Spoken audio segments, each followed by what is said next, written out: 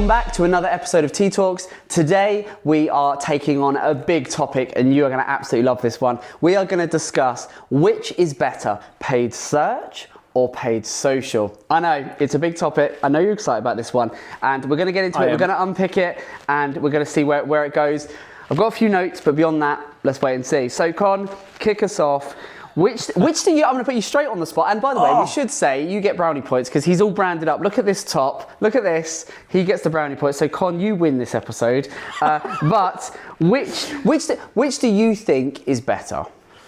Search or social? Yeah, which is better? Which is better? Yeah. Search. There's going to be people commenting going, no, it's social. Social is so much better. Search. I love me a good search, and I'll tell you exactly why. So with search, it's all about intent, because you know what you want to buy, you know where you want to spend money, you know what you want to spend money on, you know your own budget. Yeah. There's so very little that actually you don't know when it comes to search, because you've got your search terms, you've got your brands that you're going to be researching and so on. And you as a brand, as a home garden lifestyle brand, whether you sell clothes or garden ornaments, you know exactly what products are the most profitable, so the ones that you're going to be focusing on, people will be searching for. Hence, you need to push them out. Just bring them to the masses. I'd love to disagree with you, but I can't, because if given me a choice, paid search, paid social, which do I think is better? It's search. I agree. I'd love to be controversial, going, no, I think it's social. And social has a role to play, of course. Absolutely, it does. Yes. And we're doing more of it and we're having a lot of fun with it. But I think, I would agree with you that search intent is right. And I suppose, let me ask the same question, but in the context of, let's pretend we run a home, a home or a garden brand. Let's say, we're selling lawnmowers or something like that. Which do you think is then, would you still stick by, if you run a home or a garden brand, would you still stick with search? Would you still say that is better? Purely from the commercial point of view, absolutely yes. If I want to build a community around the product, if I want to build awareness of the product, and if I want to bolster the awareness of my own brand, then I would say let's do a perfect mix of both. So, start with search, push it onto social, best of both worlds. You make your money, and at the same time, you keep shouting to people, look who I am, this is me, making. I think that's a really good point, actually, about it's not just the intent in terms of search has got that intent, but actually, what is the goal, the reason, what are you trying to achieve? Because as you say, the community thing is a really important point. Social wins, obviously, hands down. If you're trying to build a community in as part of growing, meeting your commercial objectives, then social's going to win every day. So no, that makes complete sense. That is the thing. But what we want to do in this episode of T.E.A Talks then is really just look at which is better. And I know there'll be brands watching that there'll be some that are more weighted on search. There'll be some that are more weighted on social. So I think we can provide a bit of perspective on which we think is better in different scenarios and different use cases and some of the key things to look out for. So what if we look at our perspective, because obviously working agency side, we get the benefit that a lot of brands don't, is we get to look at lots of accounts, lots of different products, lots of different categories, lots of different types of campaigns. And we get the benefit of being able to sort of see, well, they're doing that and that's really working and that isn't working. I think, what are we seeing? What would you say? What are you seeing across paid search and paid social? What are you seeing do more of? Where are you seeing the demands? What are you seeing work? Well, the common denominator always is the commercial context of what our clients want to achieve. So we always start with business goals. And I think what we are seeing more of is that the reliance across the channels always will be more towards search, mainly because you can prove the investment a lot quicker. You can really realize that investment a lot quicker as well. And social is a bit of a guessing game as well to many brands. And I think the general consensus across the brands is, let's start with social. Let's start with search. That was a bit of a Freudian slip there. Let's start with search and let's see how we can scale that before we start introducing new channels. So normally, what I would suggest is always go 90% on search, 10% on social, and then see how you can scale it up or down. Because you will soon see which of these channels performs better for you. It's very much about the context of what you are trying to do. If we look at a specific seasonal campaign, what we want to do is we want to just distribute that a little bit more on the, say 60-40. Yeah. Or we can distribute it 70-30 and so on, because then we start with search and then on social people just get that message reinforced through marketing and so on.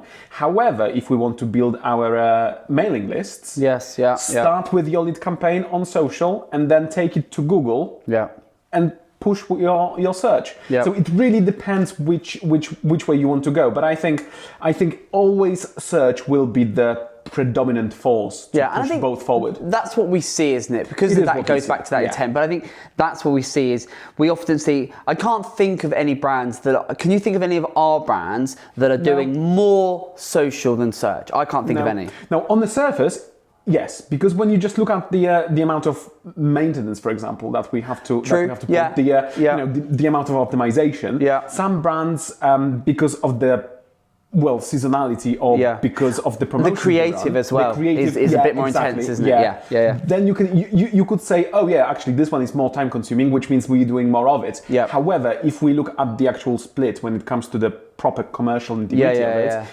it's always the budgets are always more weighted. Some of them are close, so they're 60-40. Some of them may be level, but I can't think of any of a single client that we're working with or have worked with over the last couple of years where they've done more on social than on search. Absolutely, I can't think of one. It's always weighted, and as you say, depending on the goals, the objectives, it's what's that weighting? Is it going to be an 80-20 split, a 70-30 split? What's that going to look like? So I think it's quite interesting, and we should actually just sort of a good point is zoom out a little bit. And what are we talking about when we're saying paid search? Which platforms are we actually talking about? Because some people might not. We're talking paid search. But what do we mean by paid search? So by paid search, essentially where you go with intent to search for a product. So whether it's your Google ads, your Microsoft ads, known as Bing back in the day, whether it's Amazon, stuff Amazon, like that. So wherever you go to search for a product. With the intention to buy it, that will be your paid. So search, but we're paying for the privilege. We are paying for privilege. Which platforms are we talking about when we're talking paid social? Because we just flippantly talk paid social for this, that, and the other. For anyone watching, going, it sounds great, guys, but what platform is it? Are we talking about? The obvious one's Meta. Obviously, yes. Yes. Then we obviously on top of that we've got new kid on the block, which is TikTok. There we go. Then we've got Pinterests of this world. Another one which is quite interesting is Reddit, which seems to be now growing a little bit more in prominence. And we sit with Meta, obviously it's Facebook, Insta, all management on my platform. So most folks watching this will know what we're talking about, and they will but just for anyone, for the uninitiated, I think it's worth sometimes us removing that the sort of the industry jargon a little bit. Exactly, and just kind of zoom it. So that's good. So I don't think we've really established yet. We've got a few minutes, but I don't think we've established yet which we think is better. It all depend. We can't say that it depends. We're not. Remember, we can't say that. We can't say that. But one thing I did want to discuss is the targeting capabilities, because it's a big topic. Massive. And obviously very different in terms of how you would approach it from a paid search perspective, from a paid social perspective. What are your thoughts? Well, so hands down, social. You can't target very, very, very, literally granularly on social. There's slightly less targeting capabilities on search, sadly. However, it's changing at the moment with performance marks and everything else. However, I think paid social is the one that you can target a lot more prominently to get that return. So, I mean, it's interesting because if you go back, into years gone by, the how we can target via paid search, paid social now is good, but it's nothing on what we could do years and years ago in terms of now with privacy and GDPR, which is a good thing, even as marketers. It's frustrating, but it's good. Everyone's got to respect our privacy. We all want our privacy and, not to be chased around the internet and followed to the lengths and depths that it maybe was in years gone by. So that's good, but all that said, there's still so much we can do, and if you've got things set up properly and you've got your technical ducks in a row, shall we say, there's still huge opportunities and ways in which you can get really clever with targeting, and that in turn just dials up the ROI that you can see and the results that you're going to get from your campaigns. Absolutely, and I think one very important element to acknowledge is that actually each platform will have different targeting capabilities, and also each platform will have slightly different audience. So for example, if we look at Meta, which is sadly, to my dismay, known as old people social media platform these days. We're still on it. What does that say about us? And then you've got TikTok, and essentially the targeting on both is so vastly different, but the purpose is going to be the same. Just go through. The principle is the same. So all the interests, all the clicks and searches and so on. People essentially interact with posts. And suddenly, you just open up completely fresh set of data for yourself and your brand. Yeah, no, it's true. And the other thing as well, important point on that, when thinking about targeting, is really being mindful of where in the funnel. Let's use, let's use another marketing bit of jargon, but where in the funnel, what you are trying to bring to market and what you're trying to get visibility on and what you're trying to get in front of your target customer. Where in the funnel are you trying to educate? Are you trying to entertain? Are you trying to sell? What are you trying to achieve? Because that again will feed into which is better, paid search or paid social, and then how you're going to leverage the capabilities when it comes to your targeting and what's the right way to target those people at the right time. Yeah, and then you have to go through that entire cycle of awareness, consideration, and then just ultimately conversions, because and you do it on both. You do it in search and in social. However, with search, that journey is much shorter. It's much quicker because a person already comes in essentially at the consideration phase because they know what they want to purchase. Whereas you have to take them through the entire journey on your socials. So even though that journey takes a bit longer, I would say that on social, that journey is slightly more wholesome. It's more rounded. Yeah, it can be. You just with the right creative, the right messaging. Exactly. It's the storytelling. I think the storytelling part can be easier with the social part. And I think with this one, we will have a draw between these two. He's predicting our conclusion. So, all right, let's talk then. Because I know brands will be thinking this. Those who watch it will be thinking, well, okay, it sounds good, chaps, but which is better value for money? What do we think? Where are you putting your money? I search all day long. Sorry, but search. I mean, when it comes to the immediate return of investment, search is the way forward, mainly because of that intent. Yeah. Okay. Yeah. What do you think? I would agree. I'm really wanting to not agree with you because I'm really wanting to just be like, I disagree, and we can get into a really hot debate about it. But no, I would agree. I was talking to a client recently, and I was saying that I think a good mix, and one of our evergreen go-to scenario is that kind of 90-10 split, isn't it? In terms of if you want to get maximum return, it's front load, focus on that search because you've got that intent, you've got that, you can get those ads in front of the right people when they're looking to buy, depending on how you set up and how you target. And then use 10%, 15, maybe 20% of the budget for retargeting to just prompt all those people that were searching, came to the site, yes, I want to buy, but ultimately didn't buy. Get those folks back top of mind so that you can just keep your brand out there and say, come back. And I think that is that's how I would get the maximum return. And that's what I absolutely love what you said just now. You said when they are ready to buy, because that's what it is. Otherwise, you just show somebody an ad and it's your wishful thinking that actually this is the right time to serve them this ad. Yeah, exactly. And again, it all, and I think brands don't think often enough, because it's very easy if you're working brand side. You get so fixated on what you're doing and what you're marketing and your product and so on. But it's really good to zoom out a little bit and think about what is the product we're trying to market and what is the desire for that product. Because some purchases, are premeditated. I will think about this, I will deliberate on, am I going to buy this? I'll shop around, stuff like that. Whereas there are some brands, some products that we can think of that we market those, that's very much, yesterday I had zero interest in buying that product, whereas today suddenly I need that product and I need it now. Exactly, yes. And so again, that just being mindful of that, and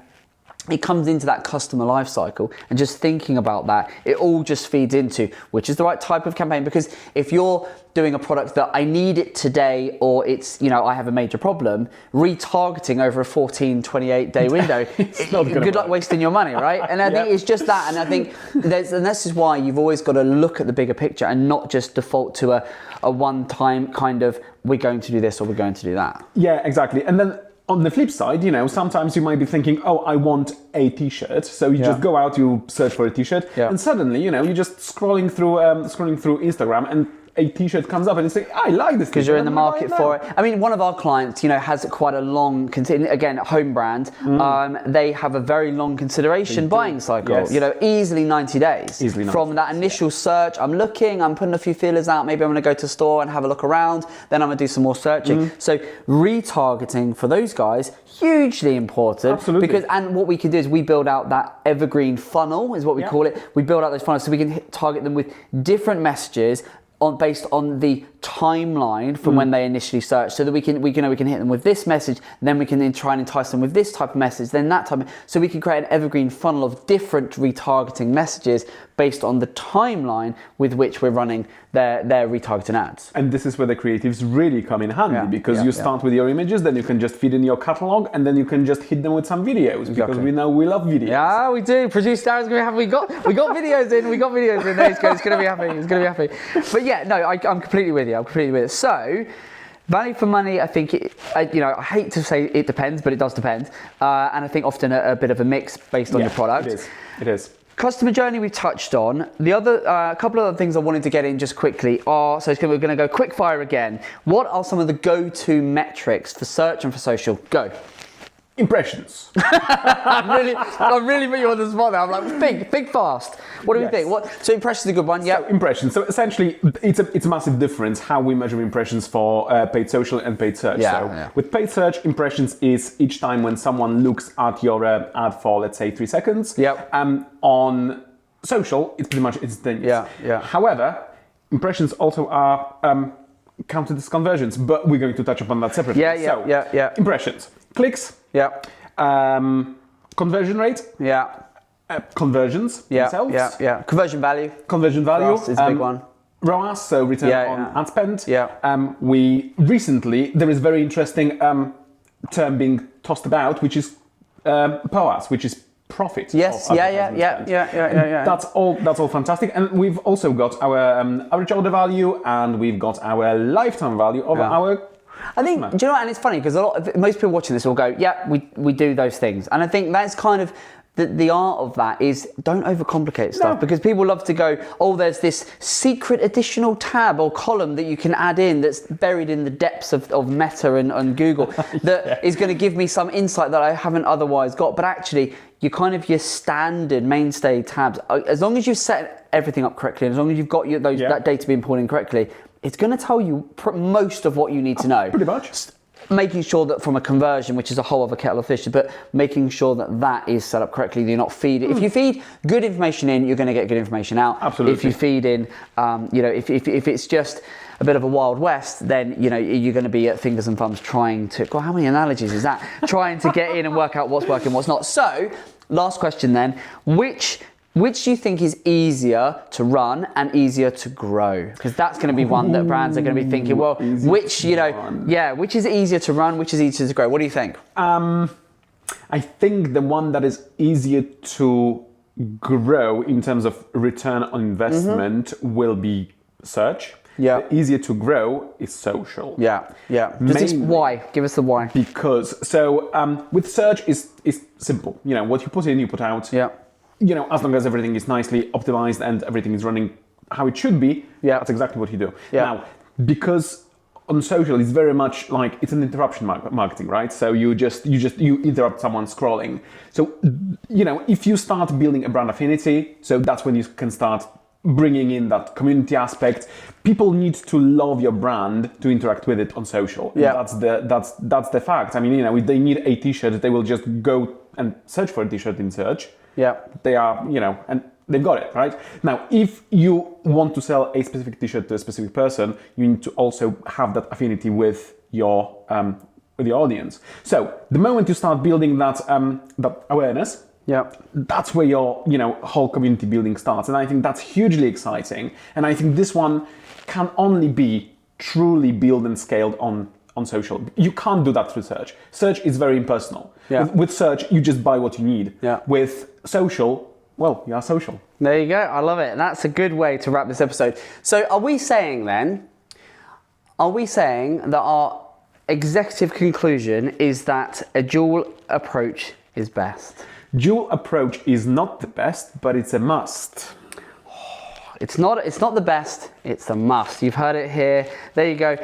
Con and I, or Conron, we are going to get, do you know what I'm going to say? I think we're going to get sore bottoms because we are firmly sitting on the fence when we consider the title of this episode of T Talks is paid search or paid social, which is better. And we've concluded that both are not just best, they are a must. They're a must. There you go. You heard it here first. I hope you've enjoyed this episode of T Talks. Thank you so much for joining us.